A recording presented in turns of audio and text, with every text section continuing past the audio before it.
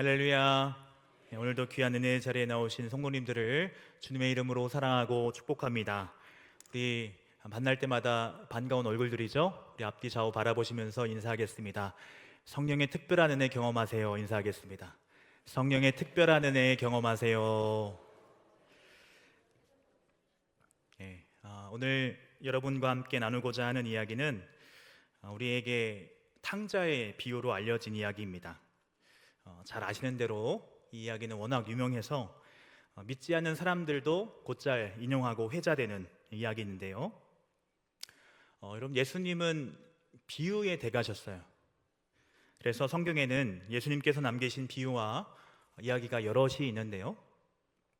예수님께서 말씀하신 모든 이야기를 통틀어, 아니 어쩌면 성경 전체의 이야기를 통틀어 하나님 아버지의 사랑을 가장 아름답게 담아낸 이야기가 오늘 본문의 이야기가 아닌가 싶습니다.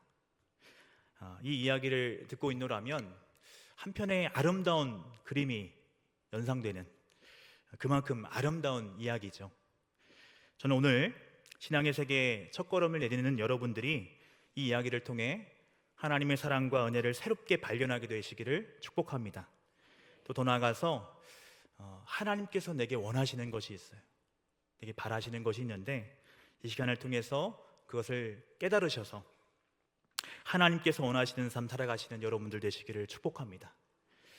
내 삶을 하나님 중심으로 세워가고 또 하나님께 맞춰 나갈 때 하나님께서 우리에게 복을 주시고 거기에 여러분 진정한 행복이 있거든요. 그런 은혜 누려가시는 우리 성도님들 되시기를 축복합니다. 한 평화롭고 화목한 가정에 두 아들이 있었습니다. 근데 어느 날 둘째 아들이 아들로서는 차마 요구할 수 없는 것을 아버지에게 요구를 한 거예요.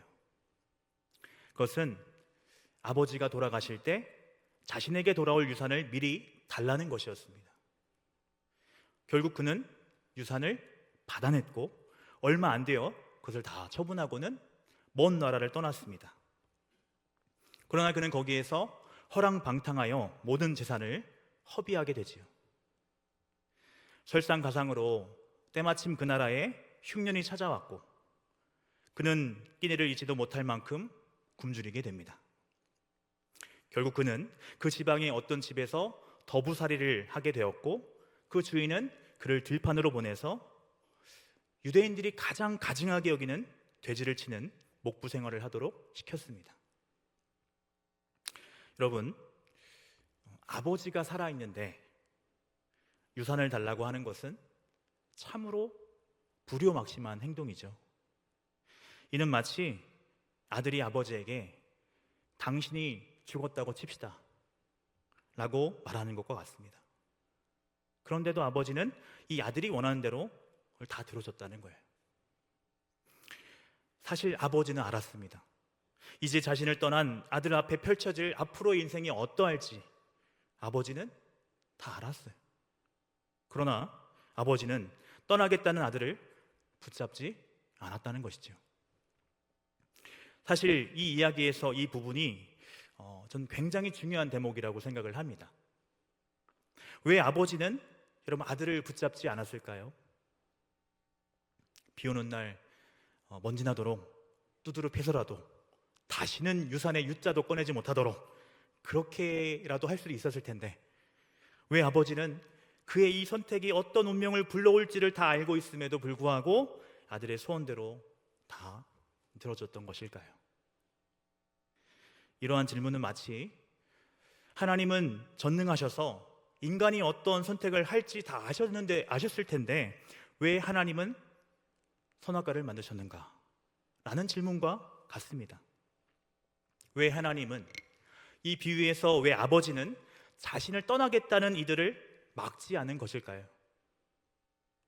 여기서 우리는 하나님께서 진정 우리에게 원하시는 것이 무엇인지를 알 수 있습니다.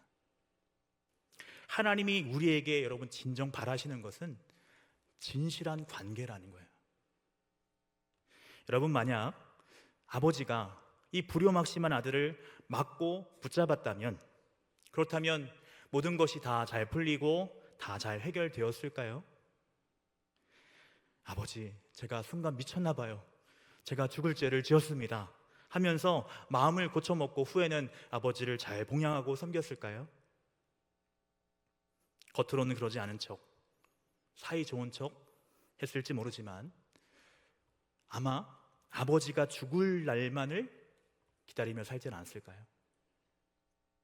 여러분, 이런 관계 속에 무슨 사랑이 있고 무슨 행복이 있겠습니까? 이러한 관계는 결코 하나님께서 원하시는 것이 아니라는 거예요. 하나님께서 원하시는 것은 우리가 하나님 손에 들린 선물 보따리가 아니라 하나님께 주목하길 원하시고 그분과 진실된 관계, 사랑의 관계 속에서 살아가기를 원하신다는 거예요. 그래서 아버지는 너무나 안쓰럽고 안타깝지만 집 나가는 자식을 막지 않습니다. 선하고 착한 삶을 살았고 그래서 예수님께서 사랑하셨다고 기록되어 있는 부자 청년도 예수님은 붙잡지 않으셨어요. 안타깝고 안쓰럽죠. 그렇지만 제 길을 가도록 그냥 놔두시는 거예요.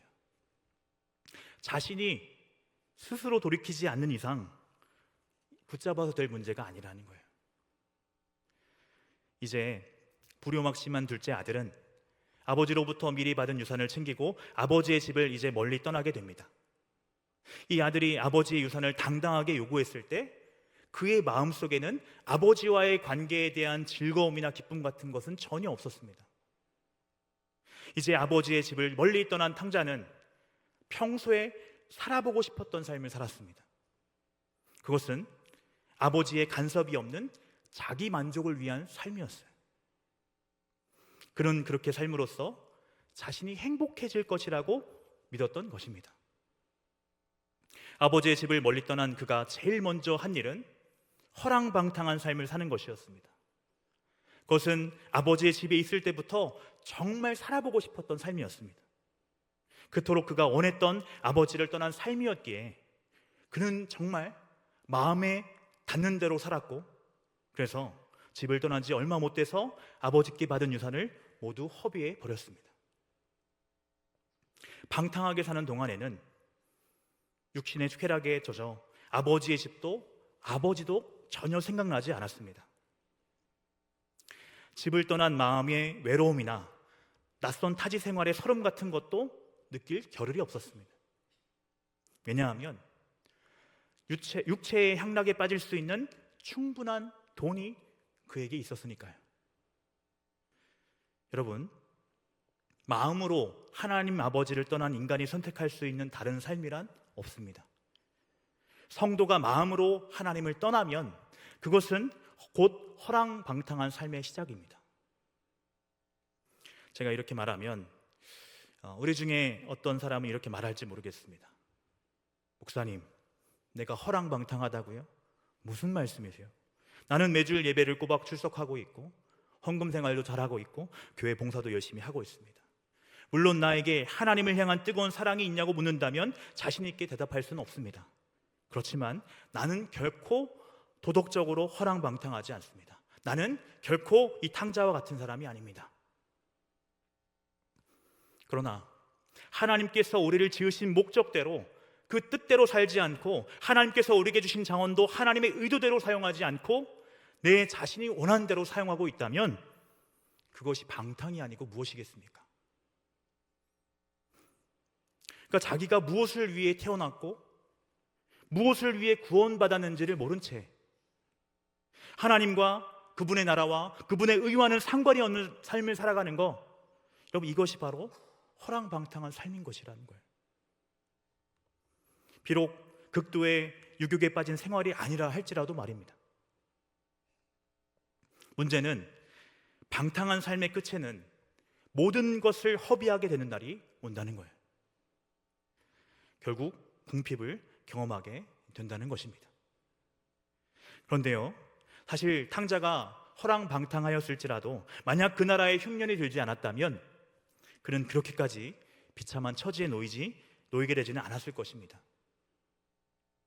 그러다 아버지의 집에서 가지고 나온 재산을 다 써버렸을 때 마침 또 커다란 흉년이 찾아온 거예요. 그래서 그는 돼지를 치는 목부의 일자리도 얻고자 하였는데 이것은 유대인으로서는 가장 치욕스러운 일이었습니다. 그 일을 하면서도 워낙 큰 흉년이 찾아왔기 때문에 탕자는 입에 풀칠조차 할 수 없었고, 그래서 돼지의 사료인 쥐염 열매라도 먹고자 하였습니다. 그러나 그것마저도 취할 수 없는 비참한 처지가 되었다는 거예요. 사랑하는 여러분, 이것이 바로 하나님을 떠난 인간의 궁핍한 모습입니다. 아버지의 품을 떠나기 전 이 탕자는 남부러울 것 없이 유복한 가정의 그런 아들이었습니다. 그런 그가 왜 이런 여러분 불행한 처지를 겪게 되었을까요? 그것은 그가 아버지 바깥에서 행복을 찾아보려고 했기 때문입니다. 여러분, 인간에게 있어서 참된 행복은 하나님이 우리를 창조하신 창조 본연의 자리로 돌아가는 것입니다. 여러분, 인간은 하나님께서 원하시고 또 지정해 주신 자리에 있어야만 행복할 수 있고, 하나님도 그를 통하여서 영광을 받으실 수 있습니다. 그리고 인간은 그 자리에서 가장 아름답게 빛나게 되어 있습니다. 여러분, 한번 생각을 해보세요. 물고기가 가장 아름답고 멋지게 빛날 때는 언제입니까? 수족관 안에 있을 때, 바다나 물속에 있을 때겠죠. 네, 여러분, 이 물고기가 수족관을 박차고 뛰어나와서 침대에 누워있다고 생각을 해보세요. 그 모습을 보고 아름답다고 할 사람은 아무도 없을 것입니다. 하나님께서 세우신 질서 안에서 우리가 존재할 때 가장 아름답게 빛나고 거기에 참된 행복이 있다는 것입니다. 근데 오늘날 수많은 사람들이 이 사실을 알지 못합니다. 그래서 탕자의 어리석음을 반복합니다. 심지어 참 신앙을 가지고 있다 하는 그리스도인들조차 이 어리석음을 반복합니다. 오늘날 우리 그리스도인들 가운데 얼마나 많은 사람들이 하나님 아버지 안에서 행복을 찾으려고 하지 않고 그 바깥에서 행복을 찾으려고 합니까? 여러분, 이렇게 우리 인간이 하나님께서 지정해 주신 자리가 아닌 다른 곳에서 행복을 찾으려고 하면 그 사람은 반드시 하나님을 등져야 합니다. 탕자는요, 아버지의 집에서 가지고 나온 재산이 얼마간 남아있는 동안에는 그나마 마음의 위로를 얻을 수 있었습니다. 그러나 이것들은 금세 모두 사라지고 말았어요. 탕자는 이제 가지고 있던 모든 자원을 잃어버린 채 홀로 불행을 맞게 되었습니다. 네, 여러분, 이것이 사실은 하나님의 은혜라는 거예요. 왜냐하면 이것은 하나님 밖에서 계속 행복을 찾아보려는 사람들을 하나님께로 돌이키는 하나님의 손길이기 때문입니다. 이제는 더러운 우리에서 돼지를 치는 목부의 신세가 되어버렸고, 옷은 오물로 범벅이 되었고, 그런 고된 노동을 그는 해야 했습니다. 수고는 수고대로 하지만 그러나 급료도 받을 수 없었습니다.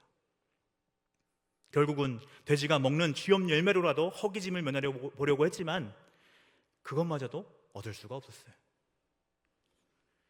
마지막으로 그에게 남은 것은 지치고 약해져 만신창이가 된 몸뚱아리뿐이었습니다. 탕자는 이렇게 모든 것을 잃어버리고 난 후에야 비로소 아버지 집이 생각이 났습니다. 탕자의 마음 가운데 아버지의 집이 생각이 났다고 하는 것은 실로 놀라운 심경의 변화고, 이것은 하나님의 큰 은혜로 말미암은 것입니다. 우리는 17절 이하의 말씀에서 이 탕자의 놀라운 변화를 확인할 수 있는데요, 본문을 잘 보시면 어떻게 탕자가 아버지의 집으로 돌아와 화목을 되찾게 되었는지 그 단계를 보여줍니다. 탕자의 변화를 크게 세 가지 단계로 생각해 볼 수 있는데요, 첫 번째는 죄에 대한 깨달음입니다. 아버지를 멀리 떠난 탕자가 이렇게 아버지 집으로 돌아가고자 했던 것은 먼저 죄를 깨닫게 되었기 때문이에요. 우리 18절에서 19절 말씀 함께 읽어보도록 하겠습니다. 시작. 내가 일어나 아버지께 가서 이르기를, 아버지, 내가 하늘과 아버지께 죄를 지었사오니 지금부터는 아버지의 아들이라 일컬음을 감당하지 못하겠나이다. 나를 품꾼의 하나로 보소서 하리라 하고. 아멘. 이제까지 탕자는 살아계신 아버지에게 감히 유산을 달라고 한 것이 잘못이라고 생각하지 않았습니다. 그것을 가지고 먼 나라 가서 허비하는 것이 잘못이라고 생각하지 않았어요. 그러나 가졌던 돈은 다 떨어지고 자신이 가지고 있던 모든 자원이 고갈되고 굶주림으로 죽을 고비에까지 이르게 되자 그는 자신의 행동을 생각하게 되었습니다. 그리고 그것이 죄라는 사실을 깨닫게 된 거예요. 탕자는 이렇게 고백합니다. 18절 하반절을 보시면 내가 하늘과 아버지께 죄를 지었사오니. 이것은 탕자의 마음에 일어난 중대한 변화입니다. 아버지를 생각했을 뿐 아니라 잘 보세요. 하늘과 아버지께 죄를 지었사오니. 그보다 먼저 하나님을 생각했다는 거예요. 자신이 이전에 살아계신 아버지에게 유산을 나눠달라고 해서 아버지와 사랑의 관계를 버리고 먼 나라에서 방탕한 삶을 산 것이 단지 아들로서 아버지께만 죄송한 일이 아니라 사람으로서 하나님께 범죄한 일임을 깊이 깨닫게 된 것입니다. 두 번째 변화는요, 한없이 낮아진 마음이에요. 19절을 다시 보시면 이렇게 말씀하고 있습니다. 같이 읽어볼까요? 시작. 지금부터는 아버지의 아들이라 일컬음을 감당치 못하겠나이다. 나를 품꾼의 하나로 보소서 하리라 하고. 아멘. 이 말은 여러분 이런 고백입니다. 저를 아버지의 아들이라고 부르셔도 저는 그것을 도무지 받아들일 수 없을 정도로 자격이 없습니다. 다만 저를 아들이 아니라 아버지 집에 있는 품꾼 중 하나로 여겨주십시오. 그렇게 해주신다면 저는 아버지 집에서 하인처럼 일하면서 먼 발치에서나마 아버지를 바라보고 즐거워하며 살겠습니다. 여러분, 이 얼마나 놀라운 변화입니까? 아버지의 집을 떠나기 전 그는 자신이 물려받을 유산을 요구했어요. 이는 곧 자신은 유산을 물려받을 정도의 가치가 있는 존재라고 여겼던 거 아니겠습니까? 그럼 모든 것을 탕진한 후 그는 아버지의 집을 그렇게 떠난 것이 매우 큰 죄라는 사실을 깨닫게 되었던 것입니다. 아버지 없이 행복하기를 바랐던 결국이 굶주림과 외로움뿐이라는 사실을 깨달았을 때 탕자의 마음은 한없이 낮아졌습니다. 탕자는 자기가 있어야 할 자리를 떠나 비참하게 된 자신을 보게 된 거예요. 그리고 이렇게 하늘과 아버지에게 큰 죄를 지은 것을 부끄러워하고 마음 아파하게 되었던 것입니다. 그리고 아버지와의 관계를 그리워하는 마음이 들었던 거예요. 품꾼이 되어서라도 아버지의 집에서 살면 좋겠다고 생각을 했던 거예요. 이렇게 탕자의 마음은 한없이 낮아진 것입니다. 마지막으로 세 번째 변화는요, 그가 의지를 갖고 결단을 했다는 거예요. 우리 18절 말씀 다시 한번 읽어보겠습니다. 18절입니다. 시작. 내가 일어나 아버지께 가서 이르기를 아버지여 내가 하늘과 아버지께 죄를 지었사오니. 아멘. 그리고 20절을 보시면요, 이에 일어나서 아버지께로 돌아가니라. 탕자는 비로소 자신의 모든 행복의 근원이 아버지와의 관계에 있다는 것을 알게 되었습니다. 그래서 아버지의 집으로 다시 돌아가기로 결단을 했습니다. 그 아버지와 다시 화목한 관계를 맺으며 아버지께서 원하시는 아들로 살기로 다짐했습니다. 탕자는 이렇게 아버지의 집으로 돌아가기로 결단하고 행동으로 옮깁니다.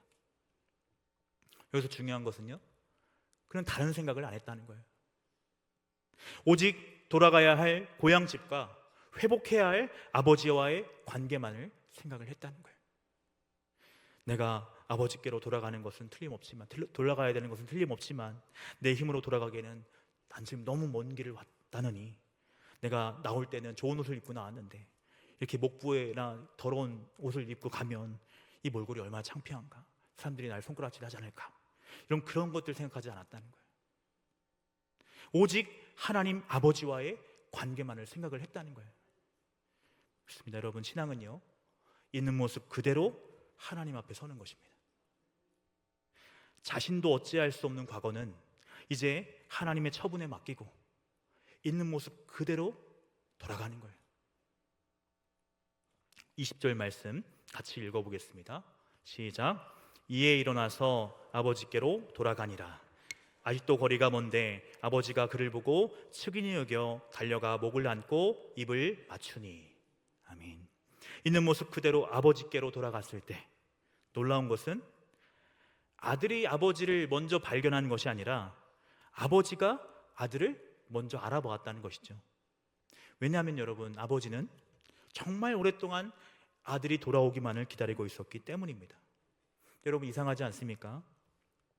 떠나온 아버지 집을 그리워하던 사람은 아들이었는데 그렇게 남루한 모습으로 돌아온 이가 아들임을 안 사람은 아버지였다는 거예요. 틀림없이 아버지가 아들을 알아보는 것보다 아들이 아버지를 알아보는 것이 쉽지 않았겠어요? 왜냐하면 아버지의 모습은 아들이 떠나갈 때 기품이 있던 모습 그대로인 반면에 지금 탕자의 모습은 이전에 아들로 살았을 때의 모습과는 전혀 다른 모습이잖아요. 그렇기 때문에 아들이 아버지를 알아보는 게 빨랐을 법한데 아버지가 먼저 아들을 알아보는 거예요. 이것이 바로 사랑의 마음인 것이죠. 탕자는 허랑방탕하게 지낸 동안 아버지를 잊고 살았지만 그때에도 아버지는 아들을 잊지 못했습니다. 왜냐하면 사랑은 곧 기억이기 때문입니다. 탕자를 알아본 아버지는 돌아오는 누추한 아들에게 달려갑니다. 그리고는 그를 끌어안고 입을 맞춥니다. 사랑하는 여러분, 이것이 아직도 돌이키지 않는 자들을 향한 하나님 아버지의 사랑입니다. 근데 여러분, 왜 오늘 본문의 이 탕자의 아버지는 그렇게 노심초사하면서 집 나간 아들을 기다렸을까요? 그 무엇 때문에 자신의 재산을 탕진한 이 배은망덕한 후레 자식을 그렇게 기다렸던 것일까요? 아버지로서 이 아들에게 무엇을 기대했던 걸까요? 사랑하는 여러분, 아버지가 그토록 아들이 돌아오기만을 간절히 바랬던 것은 아들이 아버지에게 해줄 수 있는 그 무엇이 있었기 때문이 아닙니다. 단 하나, 아버지의 기쁨은 아들이기 때문이에요. 아버지가 바랬던 것은 그저 아들과 함께 살고 싶었던 것입니다. 가족의 사랑과 기쁨 속에서 함께 살기를 원했던 것뿐이에요. 방탕한 길에서 돌아온 아들은 자신의 죄가 너무나 크기에 또다시 아버지 집에서 그의 아들이라고 일컬음받기에 합당치 않다고 여겼습니다. 그는 스스로 아버지 집에서 품꾼 중 하나로 자처하자고 하고자 하였습니다.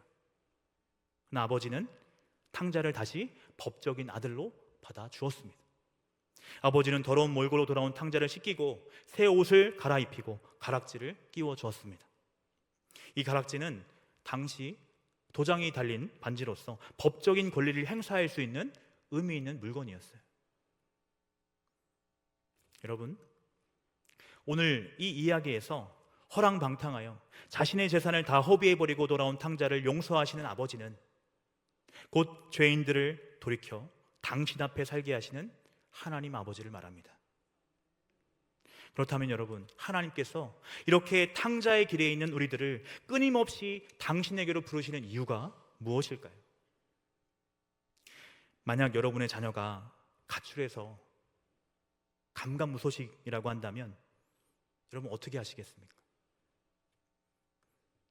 뻔하죠. 경찰서에 신고하고 방송에 막 호소하고 온갖 방법을 다 동원하지 않겠습니까? 그렇다면 이때 그렇게 자식을 되찾기 원하는 부모의 마음이 무엇입니까?